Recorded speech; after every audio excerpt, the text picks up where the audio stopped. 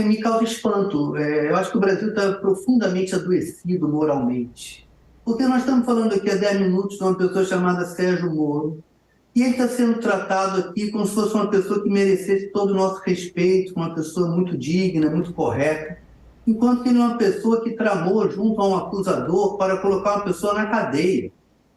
E apenas porque nossa democracia é juridicamente muito imperfeita, ele logrou virar senador da República.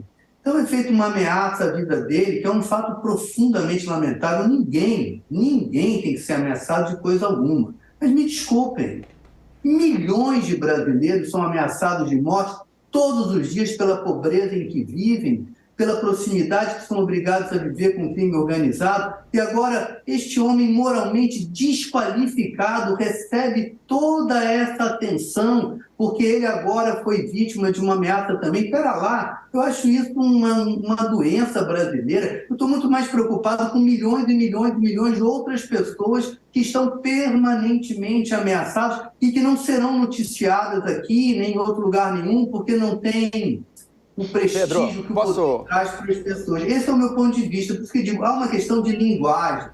O fascismo brasileiro, ele exerce o domínio sobre as consciências do povo ao controlar os discursos.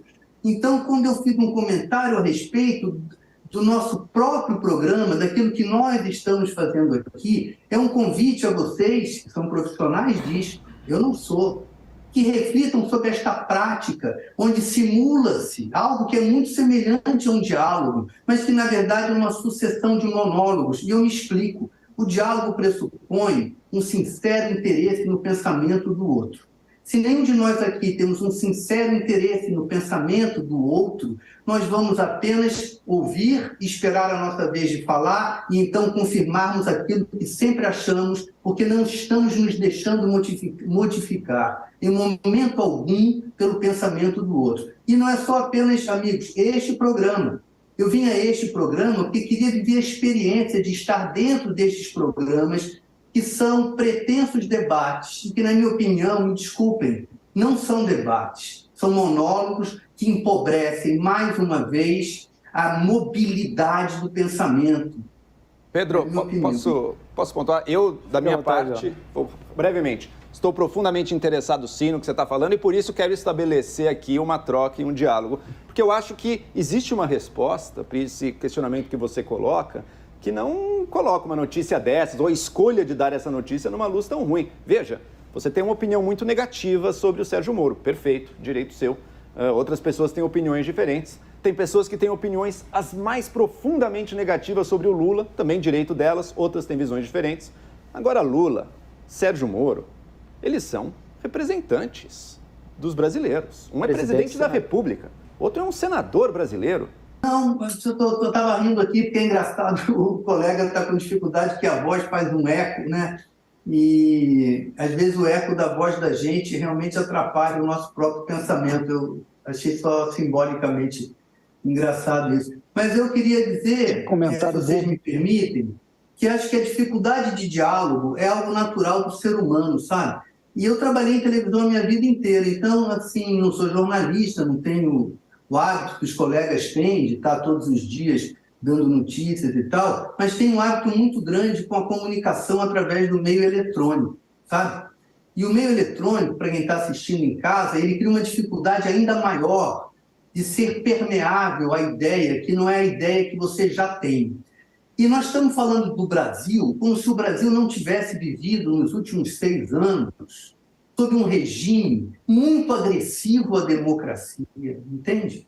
Eu acho que não podemos mais falar do Brasil como se o Brasil não tivesse botado na presidência da República um torturador, um homem que defende a tortura, e que até hoje há milhões e milhões e milhões de brasileiros que defendem um homem que defende a tortura. E nós tratamos desse fato como se ele fosse um fato corriqueiro da nossa vida democrática. É bom lembrar que Sérgio Moro foi ministro da Justiça de um regime fascista. Então, quando falarmos de Sérgio Moro, não podemos, não é uma questão meramente de opinião, eu gosto ou não gosto, não, é uma questão de fatos. Ele foi ministro da Justiça de um regime liderado por um torturador. Ou eu estou dizendo uma inverdade? Que Jair Bolsonaro que ele era um torturador, literalmente, acho que não, Pedro. Ele era um apoiador da tortura, ele deu diversas declarações nesse sentido, mas acho que não consta que ele tenha torturado ninguém pessoalmente. Eu vou lembrar o momento em que ele torturou uma pessoa pessoalmente. Quando ele fez o voto dele a favor da abertura do processo do impeachment de Dilma, ele fez um elogio ao torturador dela, na presença dela. Pois bem, me desculpem, elogiar o torturador, no caso um torturador condenado, na presença da vítima torturada, é reincidir no ato de tortura. Ele fez isso publicamente. Esse é um ato de tortura. E outra coisa, defender a tortura é também um ato de tortura. Então, ele é um torturador. E Sérgio Moro serviu ao torturador. E, no entanto, nós estamos discutindo aqui se Lula falou, se Sérgio Moro, isso e aquilo, como se Sérgio Moro fosse uma pessoa que merecesse o nosso respeito. Me desculpem, Sérgio Moro é uma pessoa desprezível, não é uma questão de opinião. Ele foi ministro da Justiça do governo de um torturador. É isso que me espanta, que esse debate, como eu digo, fique fingindo que que o Brasil não passou pelo que passou. O Brasil não é o mesmo que era antes. O Brasil tem que olhar na sua própria cara e ver que é um país fascista, um país que botou na liderança um homem torturador. Nós não podemos estar fingindo que isso não aconteceu, que é uma questão de opinião, que é uma questão de gosto. Ah, você gosta de Sérgio Moro, eu não gosto de Sérgio Moro. Não é, eu não gosto nem tanto assim de Lula. É que o Bolsonaro... Não é disso que se trata. É outra história, amigos. O Jair Bolsonaro era presidente da República, eleito por um segmento da população brasileira. Evidentemente, tem declarações dele que todos nós criticamos aqui, o passado, que aos poucos também foi sendo revelado, tudo como a gente faz ao longo de cada governo. Sim, amigo, que nós só não sofremos um golpe de Estado efetivo porque Donald Trump não se elegeu nos Estados Unidos. Eu acho que se o Trump tivesse se reeleito, muito provavelmente ele apoiaria um golpe de Estado no Brasil, e o grupo desse Jair Bolsonaro e as pessoas em torno dele, eles não têm nenhuma timidez em dar um golpe de Estado aqui no Brasil.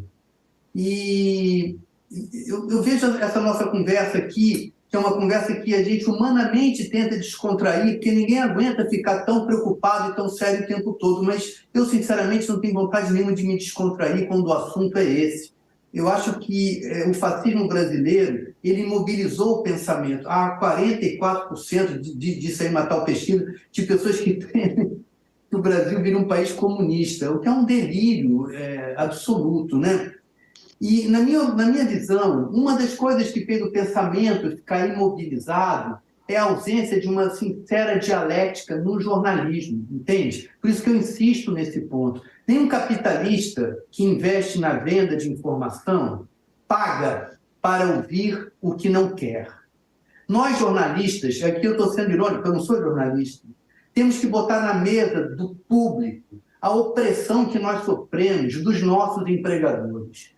Nós não temos total liberdade. Eu vou falar de mim. Na TV Globo, quando eu trabalhei, eu habitei a interseção ideológica possível entre eu e os interesses da TV Globo. Mas eu não sou jornalista. A minha matéria-prima não são fatos, são invenções. Talvez seja mais fácil para mim dialogar com os interesses do vendedor do meu trabalho do que para vocês, jornalistas. E eu pergunto a vocês, vocês são pessoas livres? Vocês, quando vão trabalhar, vocês sentem alguma pressão do interesse do capitalista que emprega vocês?